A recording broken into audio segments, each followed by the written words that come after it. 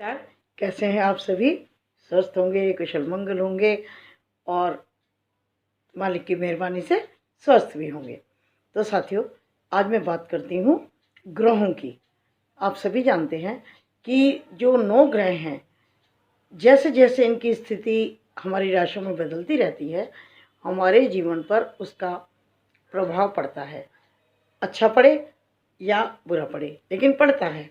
आप सभी जानते हैं ग्रह चाल बदलती रहती है निरंतर। तो साथियों, 9 ग्रहों में से 2 ग्रह छाया ग्रह माने जाते हैं, राहु और केतु। और जब हम सभी ग्रहों की बात करें तो शनि, राहु और केतु, इन तीनों का भय सभी लोगों को बहुत अधिक रहता है कि ये चाहे तो राजा को रंक और रंक को राजा बना दे। तो जब हम राहु की बात करते हैं साथियों, तो राहु केवल नकारात्मक प्रभाव नहीं देता। यदि वो अच्छी स्थिति में हो तो बहुत अच्छे प्रभाव भी देता है, बहुत हमें अच्छा योगदान भी देता है जीवन में। तो साथियों, राहु के जन्म के केतु की बात करें तो जिस समय समुद्र मंथन हो रहा था और मोहिनी स्वरूप में विष्णु जी सभी देवताओं को अमृतपान करा रहे थे, आप जानते हैं। तो उस समय एक राक्षस अपना रूप बदल करके उनकी लाइन में लग गया, देवताओं की। उस राक्षस का नाम था स्वर भानु। तो सूर्य और चंद्रमा ने उसको पहचान लिया और उन्होंने विष्णु जी को बता दिया। विष्णु जी ने उसी समय अपने सुदर्शन चक्र से गर्दन को काट दिया स्वर भानु की, राक्षस की। तो उसका जो धड़ था वो अलग हो गया, तो सिर अलग हो गया, धड़ अलग हो गया। लेकिन क्योंकि वो तो अमृतपान कर चुका था, तो दोनों रूपों में वो जीवित रहा, समझो, या उसकी अभी मान्यता है। जो ऊपर का पोर्शन है धड़ का, ये गर्दन वाला, ये तो राहु हो गया, और जो नीचे का शरीर है धड़ का, वो केतु हो गया। अब राहु क्या हुआ? सिर। सिर मतलब बुद्धि, ज्ञान। अब क्योंकि है तो राक्षस ही, है ना, तो पापी ग्रह भी माना जाता है। तो साथियों, जब मैंने कहा वो अच्छी स्थिति में होगा तो राजसी ठाट बात भी देगा, बहुत अच्छे अच्छे कार्य भी करेंगे। साहित्य का क्षेत्र हो, शिक्षा का क्षेत्र हो, यदि राहु बहुत अच्छी स्थिति में है तो वो हमें सकारात्मक मदद देगा। और यदि वो नकारात्मक स्थिति में है, खराब है राहु, दूसरी भाषा में, साधारण भाषा में कहूँ तो बहुत अधिक परेशानी होगी। आप ये देखिए, छल से, कपट से ही तो पैदा हुआ। बेईमानी, छल कपट करके ही तो वो देवताओं की लाइन में लगा था, पंक्ति में लगा था, है ना।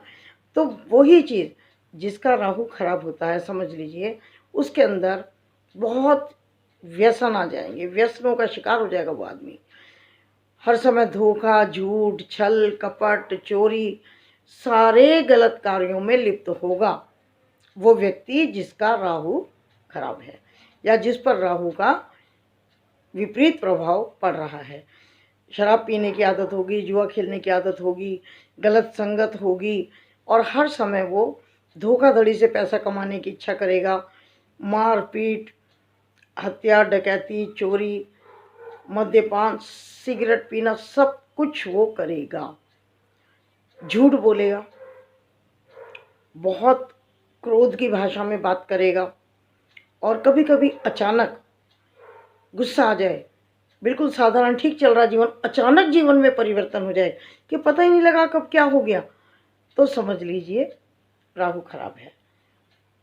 घर के अंदर यदि लाल चिड़िया दिखाई दें तो भी समझ लीजिए कि राहु अच्छी दिशा में नहीं है। आपका बिजली का सामान बार बार खराब हो जाता है, कभी कभी की बात नहीं, महीने 2 महीने में, 4 महीने में, 6 महीने में तो सबका हो जाता है, लेकिन आपका बराबर खराब हो रहा है। अभी आपने वॉशिंग मशीन ठीक कराई है, 2 दिन हुए हैं, अभी टीवी खराब हो गया, अभी वो ठीक कराया है, एसी खराब हो गया। मतलब कि बार बार चीज़ें बहुत जल्दी जल्दी ही खराब हो रही हैं। तो समझ लीजिए कि राहु विपरीत दशा में चल रहा है।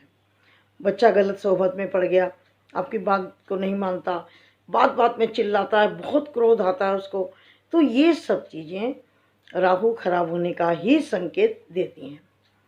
यदि ये सब चीज़ें हमारे जीवन में हैं, हमारे साथ लगातार धोखा होता जा रहा है, ऐसे लोग हमें जीवन में मिल रहे हैं कि जो दोस्त बनकर आते हैं दुश्मनी निभा जाते हैं, पड़ोसियों से लगातार लड़ाई चल रही है, एकदम गुस्सा आता है, चीज़ें फेंकनी शुरू हो जाती हैं, मतलब अगर ऐसा कुछ आपको अपने अंदर या आपके परिवार के किसी सदस्य के अंदर नज़र आ रहा है, तो समझ लीजिए कि आपका राहु विपरीत स्थिति में है, ठीक नहीं है। तो क्या करेंगे कि राहु की दशा को सुधारने के लिए कुछ दान करेंगे। जैसे गरीब लोगों को कंबल का दान, काले कंबल का दान कर दीजिए, जौ का दान, काले तिल का दान, ये हमारी राहु की पीड़ा को थोड़ा कम करता है। और एक उनका जो मंत्र है, ओम भ्रांग भ्रीं भ्रोम सह राहवे नमः, ओम भ्रांग भ्रीं भ्रोम सह राहवे नमः, इसका जाप भी किया जा सकता है साथियों। और अपने आप को थोड़ा सकारात्मक चीज़ों की तरफ ले जाइए। और इसका सबसे बड़ा जो तरीका है वह ध्यान योग, मेडिटेशन।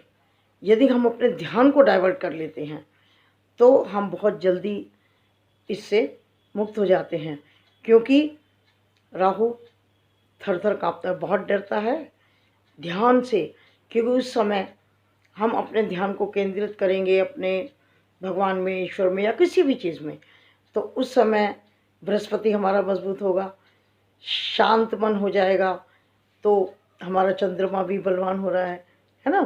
तो जो राहु है ना, ये मन को बहुत अशांत रखता है, नींद नहीं आती है, हर समय एक अजीब सा भय, भ्रम की स्थिति में जीता है आदमी।